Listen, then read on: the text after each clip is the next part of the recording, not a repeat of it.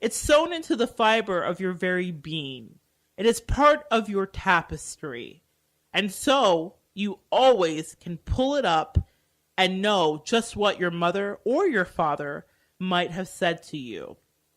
For those of you who are beginning to adult, maybe you're in your 20s and you're listening, and calling mom every day just doesn't seem to be something you can build into your life, because after all, you are now paying your own rent, and rent is real, and you're all paying your own bills, and those bills are real, and you're trying to figure out student loans, and those student loans don't ever go away, and you're worried about the financial part of life or the day-to-day grind.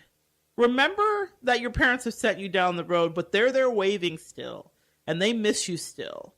Pick up the phone, not just because it's Mother's Day coming up or Mother's Day month for me. I'm going to celebrate it all month.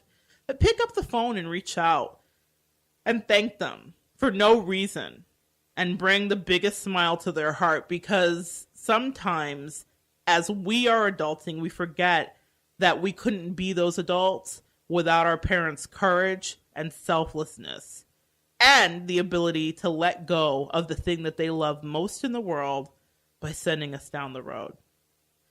I am so glad that you could join us today.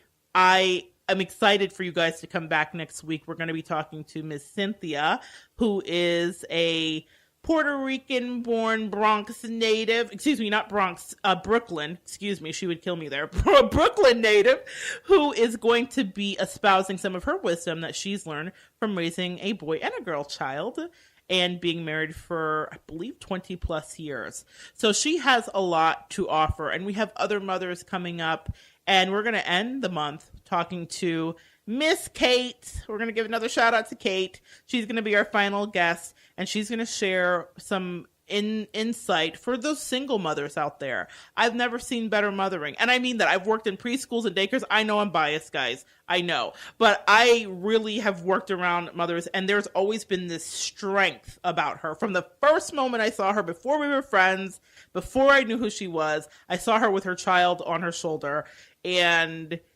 he was so adorable. He looked like Mowgli from the Jungle Book. I just loved him.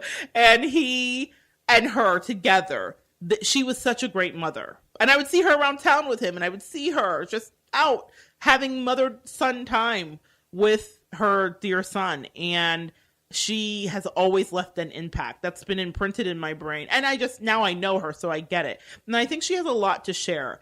And I want us to remember that as we go through May. Even if you are not married for 52 years like Miss Barb and Mr. Ed have been, even if that's not your reality, if you're single, no matter what your circumstances are, you're doing God's work. And it isn't easy to do that work. There's a lot of selflessness that goes involved. And I want to thank you. So all you mothers out there, I am grateful for the people that you've sent down the road and sent into the world. I'm grateful for the husbands and wives and mothers and fathers and people that you have raised. And thank you for your service. Because without you guys, I really don't know where we would be. I want to say a thank you to my mother as well. And I'll be doing that all month. So if you have anybody that you know, if you're a mother, if you have a mother, which we all do, thank them. Even if it's in spirit, thank them if it's in person, thank them over the phone, and send them a little love because they have earned it. Thank you for joining us this week. I can't wait for you guys to come back and share some more energy next week, and we'll continue to evolve together.